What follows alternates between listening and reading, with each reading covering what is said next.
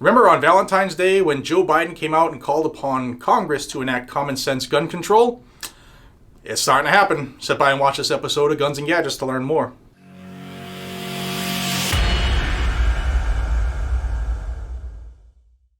Hey everybody, welcome back to Guns and Gadgets, your premier source for Second Amendment news. First off, let me thank the USCCA for being a staunch supporter of this channel, as well as the Second Amendment here in America. If you're a new member of the community, a new firearms owner, or somebody who's been around for a while, some of us old salty vets, the USCCA can benefit you with some great education and training. They have that fantastic reciprocity map, so you know where you're covered, because you know that your rights don't extend past dotted lines on maps, right? But the USCCA covers all that and more, plus you also get self-defense liability insurance, which is always a win. God forbid you have to defend yourself. So please check them out via the link down below. It's uscca.com/GNG. And let's get into this one. So Joe Biden called on Congress to enact common sense gun control because he knows there are only a couple of things that he can do via executive order. And the rest of his promises throughout his campaign have to be done legislatively. So on Valentine's Day, he called upon his brethren, his gun control buddies in Congress, all the new people who got voted in that promised to take care of firearms. And there are procedural changes going on in the House right now that appears that they are preparing to do this. And they're the two bills that we've heard of before, and we'll go over them real quick. But I just want you to know that this information that I'm telling you was verified by Gun Owners of America. My buddies over there told me that it appears that this is being done for this reason. And the whispers are that H.R. 8 and H.R. 1112 or 1112 are going to be pushed through here. So these procedural changes are often made when they want to just rush a bill through. And they often skip committees and go right to the floor. And that would be something bad. So we need to be aware of this. So H.R. So H.R. 8 was called the Bipartisan Background Check Bill. And what it looked to do was to destroy gun shows, to just delete them off the map, as well as the person-to-person transfer, would criminalize those transfers. Anything that was transferred, a firearm, that wasn't through an FFL, that wasn't with a 4473 and a accompanying NICS check would be illegal. So think of any guns that you might have sold to a friend, family, whatever. That would be a violation of law, making you a criminal because it didn't go through an FFL. Yeah, how stupid is it? So if you're new to the community, if you're a new gun owner, this might sound good to you, but there's a reason that it's not. And we'll get to that big reason here after this little example. So here in Massachusetts, if you're a gun owner, if you have an LTC, a license to carry, your government permission slip, then you've already gone through the background check system. Okay, you've already gone through the federal background check, and the police departments here in Massachusetts, it's not a shall issue state, so they can do their own little investigations too. And if you have your LTC, you've gone through that check.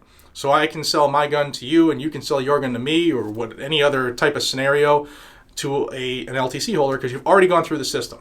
You don't have to go through the system every single time you want to buy a firearm or sell a firearm. And the worst thing about H.R. 8 that a lot of people miss is that it prepares and basically hand feeds a registry to the government. How does it do that? For the last couple of years, the ATF has been getting increased heat because they've been taking pictures of people's 4473s, thumbing through them, seeing what they bought. They bring it back to their field office, they download that information, and there's only one reason they not want that information is to document stuff, right?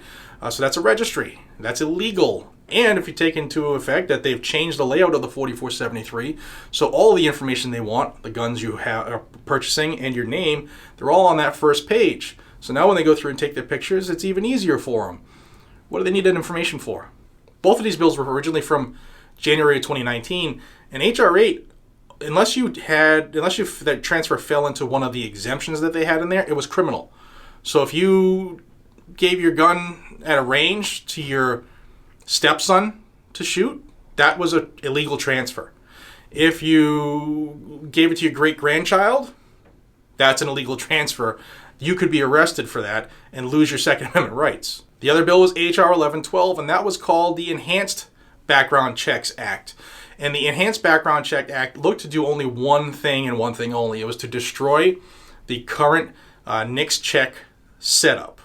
If you're new to the system, you might not be aware. You go buy a gun at an FFL, which is a federally licensed firearms dealer. So you go to a gun shop, you buy a gun, say you buy SIG 320. All right, you got to fill out your 4473. That gets submitted for the NICS check, the National Instant Criminal Background Check System.